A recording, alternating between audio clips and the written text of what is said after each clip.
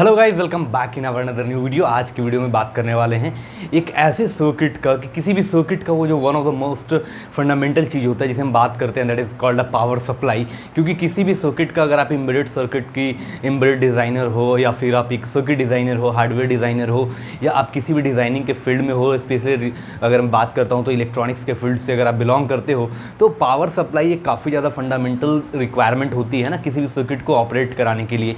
क्योंकि सर्किट को बिना पावर सप्लाई के आप उसे ऑपरेट नहीं करा सकते हो, और हर एक सर्किट की वोल्टेज रिक्वायरमेंट अलग अलग होती है। लाइक बात करता हूँ अगर नॉर्मली माइक्रो कंट्रोलर की, जो आपके एटमेल के माइक्रो कंट्रोलर आते हैं, उसकी रिक्वायरमेंट होती है 5 वोल्ट। बहुत सारे आपकी आईसीज होती हैं, लाइक मॉडबस की जो आईसीज होती हैं वो आपकी रिक्वायरमेंट होती है, उसके लिए जो रिक्वायरमेंट होती है वो होती है 5 वोल्ट। और अगर माइक्रो कंट्रोलर की बात करता हूँ तो लाइक आप यूज़ करते हो ESP32, उसकी रिक्वायरमेंट होती है maximum voltage that is 3.6 volt. उसी तरह से आप और भी अगर GSM मॉड्यूल की बात करते हो, उसकी पावर सप्लाई की जो रिक्वायरमेंट होती है वो होती है दैट इज 4.2 वोल्ट। सो हर एक सर्किट की अलग अलग वोल्टेज रिक्वायरमेंट होती है।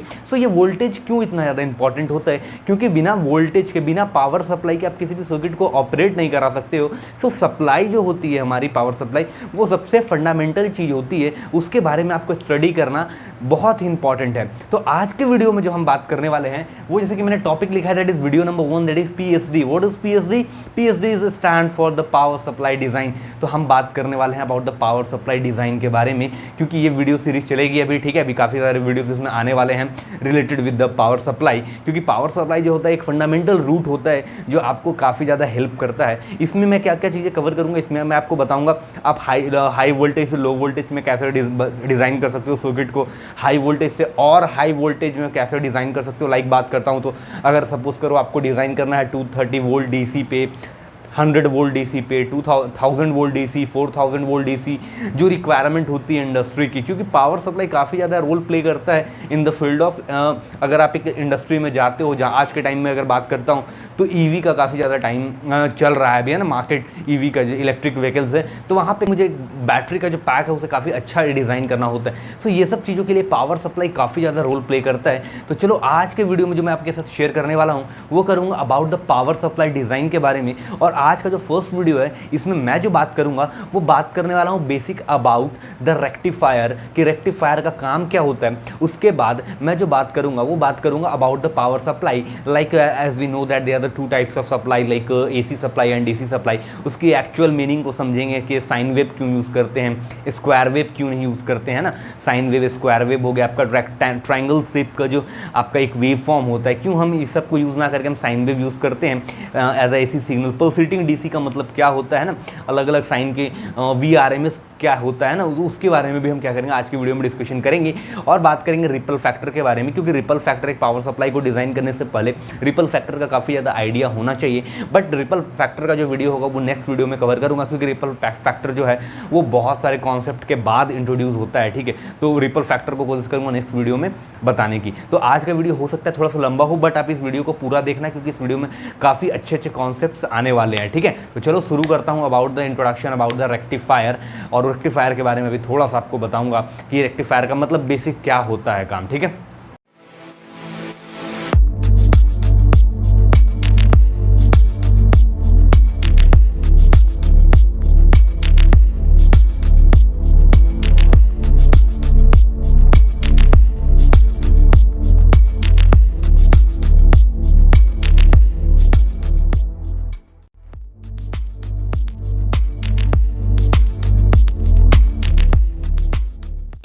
हम बात करेंगे about the rectifier.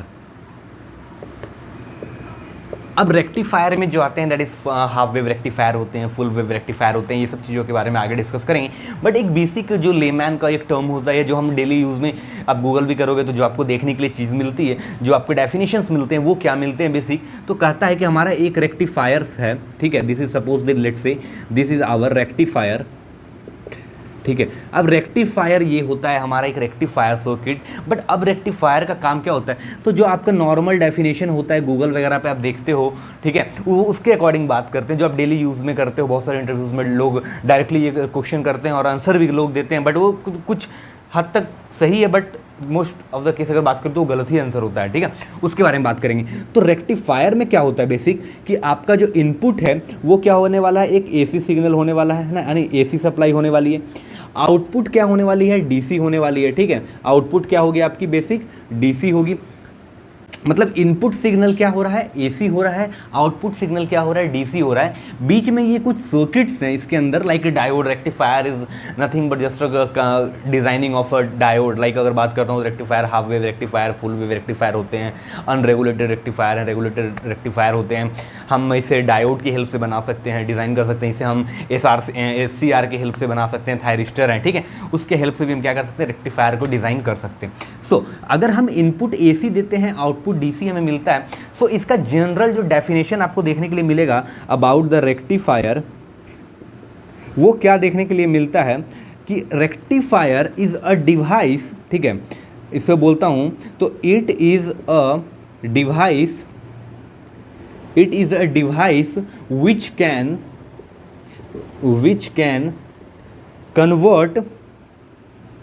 which can convert what AC supply, AC signal into pure DC signal,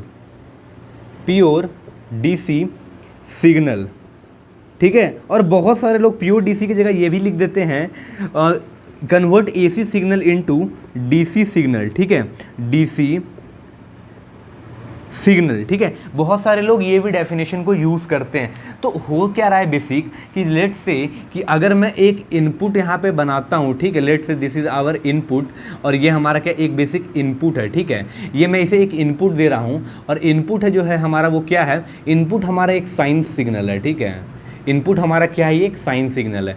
तो आपको पता है बेसिक कि जो हमारा एसी सिग्नल होता है, एसी सिग्नल में हमेशा जो वैल्यू वोल्टेज होती है वो इन टर्म्स ऑफ आरएमएस होती है, यानी ये क्या हुआ, वी आरएमएस होगा आपका, यानी इसे बोलता हूँ तो that is VM and that is VM minus, ठीक है, दैट इज़ माइनस वीएम होता है। साइकिल आपका चलता है 0 से पाई और यहाँ से 2 पाई, यानी 0 से पाई में जो सिग्नल हो रहे हैं वो क्या हो रहे हैं आपके बेसिक, वो सिग्नल हो रहे हैं आपके पॉजिटिव साइकिल। निगेटिव साइकिल की बात करता हूँ तो कहाँ से होता है, पाई से लेकर 2 पाई तक जो VRMS की वैल्यू होती है वो क्या होती है, निगेटिव होती है। तो ये हमारा क्या होता है VRMS। अब आप पूछोगे सर हाउ कैन वी अगर मैं बात करता हूँ अगर नॉर्मल वोल्टेज के टर्म्स में जो आपके घर में सप्लाई आती है, तो मैं अगर बोलूँ कि जो हमारा घर में वोल्टेज आता है वो लगभग 155.2 वोल्ट के रेंज में आता है, तो आप एक टाइम के लिए बोलोगे सर घर में 155.2 वोल्ट या 156 वोल्ट के रेंज में कैसे आप बोल सकते हो, हमारे घर में तो 220 सप्लाई आती है। तो भाई यहाँ पे बात ये है कि अगर जो 220 सप्लाई आ रही है वो 220 वोल्ट सप्लाई हमारी आरएमएस की होती है, और as we know that the VRMS हमारा जो वोल्टेज होता है that is V0 is equal to nothing but just a VRMS divide by √2, ठीक है, VRMS डिवाइड बाई √2, और हमें ये चीज़ पता होता है कि 1/√2 is equal to 0.707 that is VRMS, ठीक है। और अगर मुझे वोल्टेज निकालना है तो मैं क्या करूँगा सिंपली कि अगर मैं एज्यूम करता हूँ कि अगर हमारे घर पे 220 वोल्ट की सप्लाई आ रही है तो 0.707 इंटू 220 करूँगा तो ये लगभग मुझे 155.5 वोल्ट के रेंज में देगा।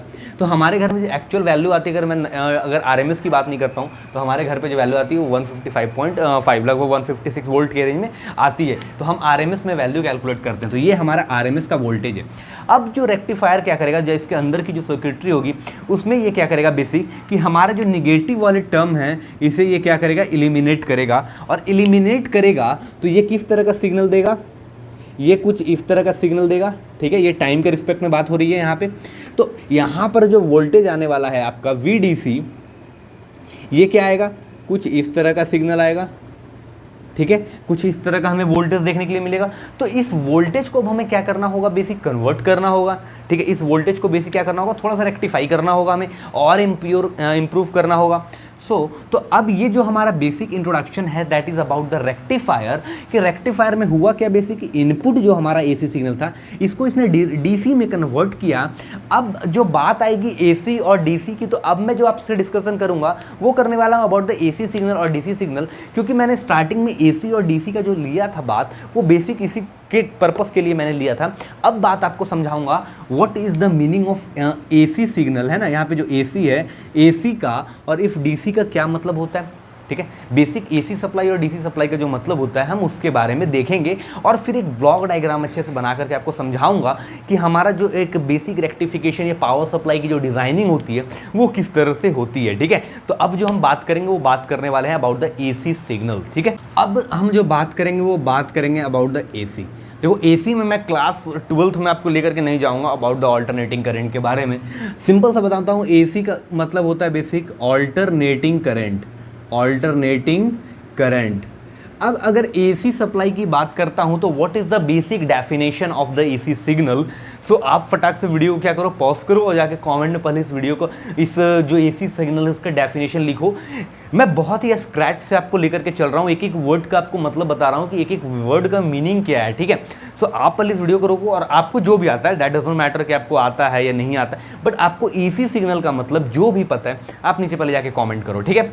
कमेंट कर दिए। चलो अब देखो, तो एसी का मतलब होता है basic that is alternating current. Alternating current का मतलब क्या होता है, ऑल्टर का मतलब क्या होता है, वन स्टेप आएगा फिर वन ब्रेक होगा। मतलब अगर मैं बात करता हूं तो सपोज करो एक कोई is Monday, that is Tuesday, that is Wednesday, ठीक है, दैट इज थर्सडे, ठीक है, ठीक है, जिसमें 4 डेज हैं। अगर मैं बोलता हूँ ऑल्टरनेट, स्टार्टिंग आपको करना है मंडे से और आपको ऑल्टरनेट डेज में क्या करना है, आपको क्लास आना है, ठीक है, आपके अल्टरनेट डे पे क्लास आना है। तो आप कौन कौन से डे पे आओगे, आप मंडे को आओगे, ट्यूसडे को आप नहीं आओगे, वेडनेसडे को आओगे, थर्सडे को आप नहीं आओगे, है ना। तो इस तरह से क्या होगा, ऑल्टरनेट मतलब 1 बाय 1 पे हम क्या करेंगे, काम करेंगे।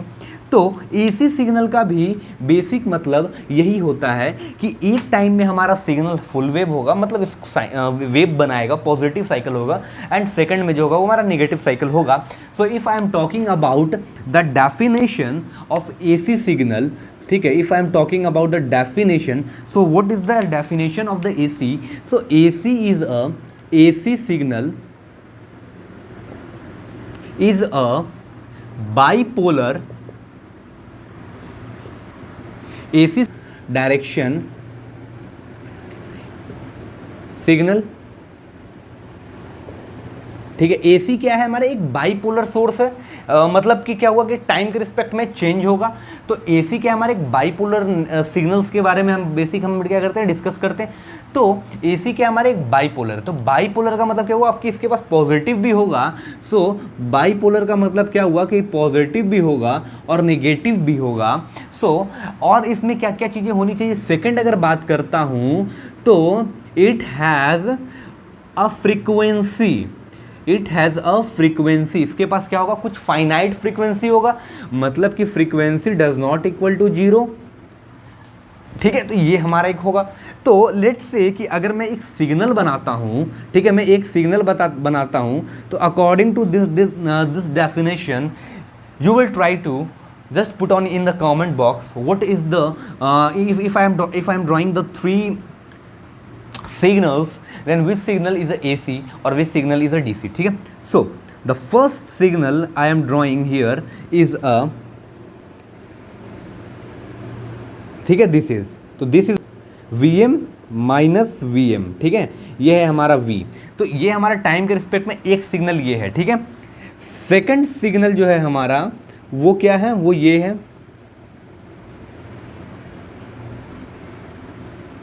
ठीक है। सेकंड सिग्नल क्या है हमारा, वो ये है,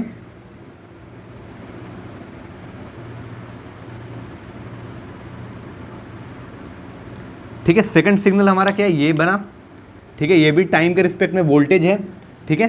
थर्ड सिग्नल की बात करता हूं तो हमारे पास एक थर्ड सिग्नल है और वो क्या है, वो कुछ इस तरह का सिग्नल है हमारा, ठीक है। ये हमारा क्या है, थर्ड सिग्नल है ना। और इसकी भी क्या है, दैट इज वोल्टेज V है और माइनस V है, ठीक है, that is plus V, that is minus V, और ये आपका है V0, ठीक है। मैं V0 लिख देता हूँ जस्ट फॉर द रिप्रेजेंटेशन, ठीक है। सो अब आपको ये बताना है बेसिक कि इसमें से कौन सा सिग्नल AC है और कौन सा सिग्नल DC है, ठीक है, नो डाउट। सो तो यहाँ पे अगर मैं बोलता हूँ ये हमारा फर्स्ट है, ये हमारा सेकंड है और ये हमारा क्या है, थर्ड है।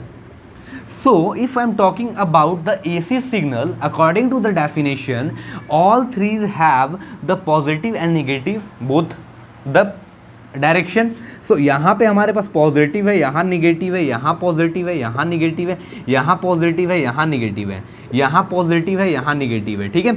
इसका मतलब बेसिक क्या हुआ कि हमारा तीनों का तीनों सिग्नल जो है first, second and third all are what, all are AC signal. But अगर मैं एक आइडियल केस की बात करता हूं, if I am talking about the ideal case, then what happen, then the first and second and third all threes are not, इस signal का क्या होगा, एक्चुअल ये नहीं रिप्रेजेंट होगा। अगर साइन वेव की बात करता हूं तो एक्चुअल ये साइन वेव नहीं बनता है, प्रैक्टिकली बात करते हैं। आइडियल केसेस में हमें प्रैक्टिकली देखने मिलते हैं, कुछ ना कुछ फ्लक्चुएशन आते रहते हैं। स्क्वायर वेव में भी उसी तरह के हैं हमारे पास, ठीक है। उसी तरह से अगर बात करता हूँ हमारा इस सिग्नल की, तो इस सिग्नल में भी क्या है हमारा जो एक्यूरेट ट्रायंगल शेप नहीं बनता है। अब बात आती है कि वाई हम साइनोसॉइडल सिग्नल को यूज़ करते हैं, बिकॉज कि हमारे जितनी भी इलेक्ट्रिकल मशीन्स होती हैं, लाइक ट्रांसफार्मर की बात करता हूँ, sorry transformer is not a machine, transformer एक मशीन नहीं है, एक डिवाइस के तौर पे काउंट होता है ट्रांसफार्मर। मशीन का मतलब वो होता है जहाँ पे हमें रोटेशन देखने के लिए मिलता है। If I am talking about the transformer, there is no any rotational part. So what is the definition of transformer? So transformer is a static device, ठीक है, which can convert your electrical energy into mechanical energy and output is also an electrical energy, ठीक है। ये होता है basic हमारा किसका, transformer का definition. So transformer is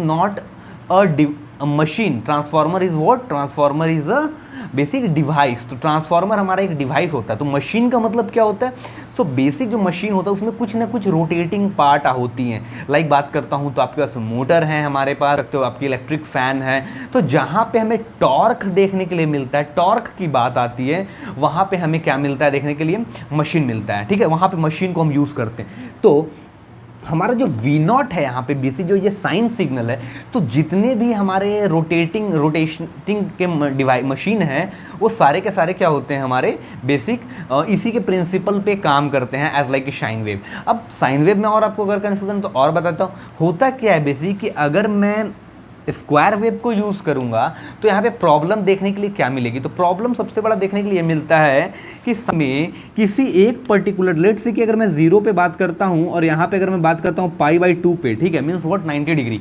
so 0 पे सिग्नल मेरा डायरेक्ट यहाँ से जंप करेगा हाई पे, ठीक है। लेट्स से अगर मैं इसे 0 और 220 वोल्ट ले लेता हूँ RMS, ठीक है, मैं सपोज करता हूँ कि मैं AC सिग्नल इसको यूज़ कर रहा हूँ, तो क्या होगा, जैसे ही आपके घर में पावर सप्लाई आएगी तो ये 0 से सडन जाएगा कहाँ पे, 220 वोल्ट पे, ठीक है। जैसे आपके घर की बिजली कटेगी ये सीधा क्या ड्रॉप होगा 0 पे। तो ये इसके कारण क्या हो सकता है, आपके डिवाइसेस में काफ़ी ज़्यादा प्रॉब्लम आ सकता है, डैमेज हो सकता है, क्योंकि सडन स्पाइक मिलेगा उसे देखने के लिए, है ना, अचानक वोल्टेज हाई करेगा, लो करेगा, है ना। बट यहाँ पे क्या होगा, यहाँ पे वो चीज़ें देखने के लिए नहीं मिलती। अगर यहाँ पे क्या होगा, देखो छोटे छोटे अगर आप डॉट्स में डिवाइड करो तो देखो ये क्या हो रहा है बेसिक यहाँ पे आपका, ठीक है, कि अगर इन केस मान लो इस इंस्टेंट पे अगर पावर कटा, पावर अगर इन केस अगर यहाँ पे लेट से कि π/4 है, अगर यहाँ पे पावर डाउन हुआ, पावर लाइट बिजली आपकी घर की चली गई, तो भी क्या होगा, ये अचानक डाउन नहीं हो जाएगा, ठीक है, कि अचानक ये सीधा सडन आएगा। ये क्या करेगा, इसी तरह से फिर एक छोटा सा साइन वेव यहाँ बनाएगा। Got it. सो हो यही रहा है बेसिक कि हमें किस तरह से यूज़ करना है। तो ये बेसिक मीनिंग होता है अबाउट द साइन वेव। तो हम AC सिग्नल को इस तरह से बेसिक यूज़ करते हैं, जिसमें कि एक फ्रीक्वेंसी होता है। अब इसकी भी फ्रीक्वेंसी होगी, π/4 की बात करता हूँ तो ये रेडियन में हम बात कर रहे हैं, तो ये भी क्या है, इसमें भी कुछ ना कुछ हमारी फ्रीक्वेंसी देखने के लिए मिलती है। लाइक अगर बात करता हूँ इंडिया में, तो इंडिया में क्या होता है, इंडिया में नॉर्मली जो हमारे घर की AC सप्लाई होती है वो 50 हर्ट्ज़ पे काम करती है जनरेशन के लिए, ठीक है। जनरेशन में जो होता है हमारा बेसिक, हमारा जो ट्रांसमिशन लाइन पूरा पावर सिस्टम है, हमारा जो पूरा पावर सिस्टम है उसमें जो हम फ्रीक्वेंसी यूज़ करते हैं दैट इज़ 50 हर्ट्ज़। 50 हर्ट्ज़ का मतलब बेसिक क्या होता है, so if I am calculating the time period, so 1/50 means what, if I am इसको अगर मैं डिवाइड करता हूँ तो मुझे क्या मिलेगा, दैट इज़ 0.2 सेकेंड, ठीक है, 2 सेकेंड का मिलेगा। मीन्स अगर बोलता हूँ तो टाइम पीरियड यानी 20 मिली सेकेंड, और 20 मिली सेकेंड का मतलब क्या हुआ बेसिक, तो 20 मिली सेकेंड का बेसिक जो मतलब होता है कि हमारा फ्रीक्वेंसी जो है, ठीक है, अगर मैं बात करता हूँ कि एक हमारा ये साइन वेव है, तो एक साइकिल इसको कंप्लीट करने में जो टाइम लगेगा वो कितना टाइम लगेगा, दैट इज़ 20 मिली सेकेंड। सो क्या हुआ कि एक साइन वेव, अगर मैं बात करता हूँ जैसे ये हमारा 220 वोल्ट है, ठीक है, ये लेट से कि -220 वोल्ट है और ये +220 वोल्ट है, ठीक है, और ये आपका VRMS है, ठीक है। तो ये क्या हुआ, एक साइकिल पूरा कितने में किया, 20 सेकंड में कंप्लीट कर लिया। तो इसलिए हम बेसिक 50 हर्ट्ज को भी यूज़ करते हैं, ठीक है। बाकी बहुत सारे एक्सप्लेनेशन, जब आप पावर सिस्टम पढ़ोगे, देखो मेरा फील्ड नहीं है पावर सिस्टम का, मैं इलेक्ट्रिकल का स्टूडेंट नहीं हूँ, तो मैं पावर सिस्टम के बारे में उतना अच्छा आइडिया भी नहीं रखता हूँ, नॉलेज नहीं रखता हूँ, बट हाँ बेसिक आइडिया, ठीक है, नो डाउट बेसिक आइडिया। सो तो ये हमारा बेसिक है अबाउट द AC सिग्नल के बारे में। अब थोड़ा सा डिस्कशन करेंगे अबाउट द DC। और मैं ऐसा सोच रहा हूँ कि वीडियो देखो हमारा काफ़ी लंबा हो गया है, सो मैं ऐसा कोशिश करता हूँ कि अपना जो DC का सिग्नल का जो एनालिसिस है वो मैं नेक्स्ट वीडियो में करूं। तो नेक्स्ट वीडियो में मैं आपके साथ जो डिस्कशन की, तो वीडियो काफ़ी लंबी हो चुकी है, अराउंड 20 मिनट्स क्रॉस हो चुके हैं, ठीक है, वीडियो के। तो मैं ऐसा कोशिश करूंगा कि मैं जो नेक्स्ट वीडियो लेकर के आऊँ उसमें मैं DC सिग्नल के बारे में बात करूंगा, ब्लॉक डायग्राम के बारे में बात करूंगा कि what is the actual meaning of block, actual meaning of the rectifier, क्योंकि अभी तक रेक्टिफायर का मैंने पूरा एक्सप्लेन किया नहीं है, जस्ट मैंने आपको डेफिनेशन बताया और उसके बारे में, उसके जो इनपुट और आउटपुट के बारे में होता है उसके बारे में बताया। क्योंकि पावर सप्लाई अपने आप में बहुत बड़ा चीज़ है और पावर सप्लाई डिज़ाइन करना one of the most challenging field. मैंने यहाँ पे आपको जो लिखा था that is #01 means what, that is PSD। मैंने PSD क्यों यूज़ किया था इसका मैं आपको रीज़न बताता हूँ। क्योंकि जब भी आप इंडस्ट्री में कहीं जॉब के लिए अप्लाई करते हो, लाइक मैं जैसे लिंक्डइन वगैरह से ये सब चीज़ें लेता रहता हूँ, ठीक है, कि वहाँ पे किस चीज़ की रिक्वायरमेंट है, वहाँ पे मैंने जब देखा था PSD, तो मेरे को देखो अच्छा नॉलेज है about the power supply design करने में, ठीक है, मैं हाई वोल्ट पे या लो वोल्टेज पे भी डिज़ाइन करता हूँ सर्किट को, तो मुझे अच्छा आइडिया है, ठीक है। तो वहाँ पे मेरे को अच्छा एक अपॉर्चुनिटी मिल रहा था, बट इस वाले टर्म को मैं देख के थोड़ा टाइम के लिए कंफ्यूज हो गया था, बट मैंने अप्लाई नहीं किया था वहाँ पे, ठीक है, जॉब के लिए। सो इसका जब मैंने चेक किया, जब मैं थोड़ा सा इसको समझा, क्योंकि इसमें लिखा हुआ था कि we are hiring for PSD के लिए वो हायरिंग कर रहे थे, ठीक है, PSD इंजीनियर के लिए वो हायर कर रहे थे, ठीक है, और इसमें नीचे लिखा था 1000 वोल्ट, उस तरह से लिखा था 230 240 वोल्ट, इस तरह से करके उसके वोल्टेज रेटिंग वगैरह लिखी हुई थी, किस पे आपको डिज़ाइनिंग का नॉलेज होना चाहिए। तो मैं एक समय सोचा, लेकिन जब मैंने इस चीज़ को देखा कि इसके बारे में, तो मुझे याद है PSD क्या होता है। सो ध्यान में आया कि PSD means power supply design, so power supply design के बारे में बेसिक बात हो रही थी। सो ये सब टर्म आपको वहाँ पर भी देखने के लिए मिलेंगे। लोग कन्फ्यूज़ होते हैं यार कि मेरे स्किल्स नहीं मैच करते हैं। भाई उसकी मीनिंग को आप समझो, आपके पास नॉलेज ऑलरेडी है, ऐसा नहीं कि आपको उसके बारे में पता नहीं, आपको उसके बारे में आइडिया है, बट हो क्या रहा है बेसिक वहाँ पे कि आप उससे फेमिलियर नहीं, आप उसके उतने डेप्थ में नहीं गए, उसके बारे में आपने सोचा नहीं है कि एक्चुअल लिखा हुआ क्या है। तो आपको वो चीज़ें भी सोचनी है। और मेरे चैनल पे हो, हर चीज़ें बताऊंगा, एक एक चीज़ बताऊंगा आपको, ठीक है। मेरे चैनल पे अगर आप हो, आप इलेक्ट्रॉनिक्स से रिलेटेड आप कुछ भी सीखना चाहते हो, आपको यहाँ पे वो चीज़ें मिलेंगी। चाहे मैं अगर बात करता हूँ लाइक आप एम्बेडेड में काम करना चाहते हो, IoT में काम करना चाहते हो, प्रोग्रामिंग लैंग्वेज में काम करना चाहते हो, सॉफ्टवेयर इंडस्ट्री में काम करना चाहते हो, एम्बेडेड सॉफ्टवेयर इंजीनियर बनना चाहते हो, आप डिज़ाइनर बनना चाहते हो, आप नेटवर्क एनालिसिस, एनालॉग सर्किट, इस सब की प्रिपरेशन करना चाहते हो, हर चीज़ मिलेगी, बट टाइम थोड़ा सा लगेगा, ठीक है, टाइम लगेगा। उसके लिए आपको भी सपोर्ट करना होगा, चैनल को सब्सक्राइब करना, वीडियो को लाइक करना, कमेंट करना, जिससे कि चैनल डे बाय डे जैसे ग्रोथ होता जाएगा, तो फिर मैं आगे चल करके एक टीम क्रिएट करूँगा, ठीक है। मेरे साथ काफ़ी सारे लोग हैं, बट आप जैसे कि आप भी समझ सकते हो कि हर लोग इंटरेस्ट नहीं होता है आपके साथ काम करने के लिए जब तक उनका कोई प्रॉफिट नहीं हो। सो दैट कि अभी मैं अकेला हूँ, बट जैसे जैसे आप लोगों को सपोर्ट होगा तो आगे मैं क्या करूँगा, मैं और भी लोगों को लेकर के आऊँगा। तो बहुत सारी, मतलब पर डे मैं ऐसा टारगेट करूँगा, 10 video, 15 video, 20 video YouTube channel पे अपडेट हो रही हैं, ठीक है। ऐसा प्लान करूँगा, पूरा का पूरा लाइब्रेरी क्रिएट करूँगा यूट्यूब पे, ठीक है। इस चैनल पे पूरी लाइब्रेरी क्रिएट हो जाएगी, एक एक टॉपिक की। आप जो टॉपिक देखना चाहते हो, जो सीखना चाहते हो वो सीखो। आपको रास्पबेरी पाई सीखना है वो मिलेगा, ESP सीखना है वो मिलेगा, STM सीखना है वो मिलेगा, एनालॉग डिज़ाइनर का आपको कोर्स करना है वो मिलेगा, सब फ्री ऑफ कॉस्ट, ठीक है। स्टार्टिंग में सब फ्री ऑफ कॉस्ट, कुछ भी पेड नहीं होगा, तो हर चीज़ मिलने वाला है यहाँ पे।